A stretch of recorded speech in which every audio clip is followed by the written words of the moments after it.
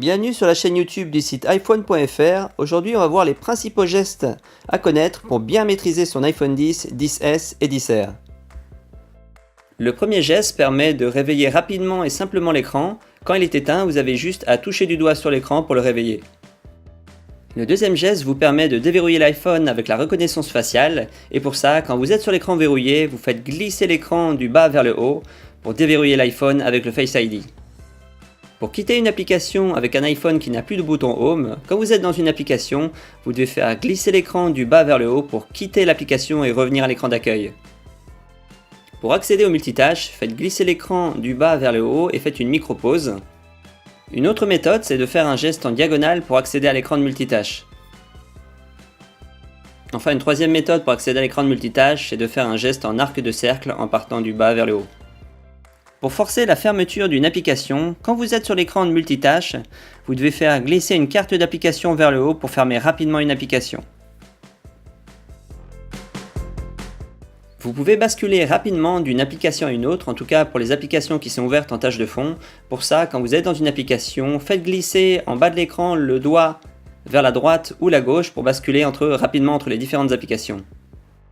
Maintenant, pour accéder au centre de contrôle, vous devez faire glisser l'écran du haut vers le bas en partant du coin supérieur droit de l'écran. Et pour accéder au centre de notification, vous pouvez faire glisser l'écran du haut vers le bas en partant du milieu ou du coin supérieur gauche de l'écran.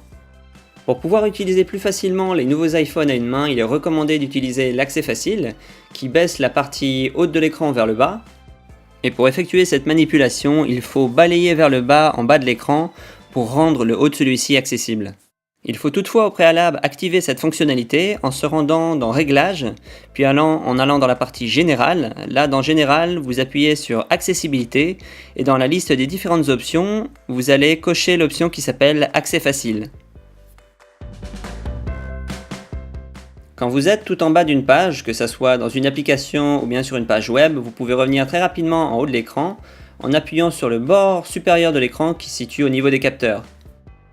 Quand vous êtes en mode de suppression des applications avec les icônes qui tremblent et la petite croix à côté de chaque icône, vous pouvez quitter ce mode en effectuant un glisser du bas de l'écran vers le haut. Si vous avez plusieurs pages d'applications, il est possible de revenir très rapidement à la première page en effectuant un glisser du bas vers le haut.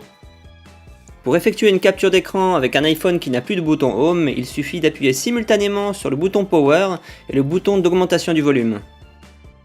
Pour éteindre l'appareil, il suffit de maintenir enfoncé simultanément le bouton Power et le bouton d'augmentation du volume et de faire glisser le bouton qui s'appelle Éteindre.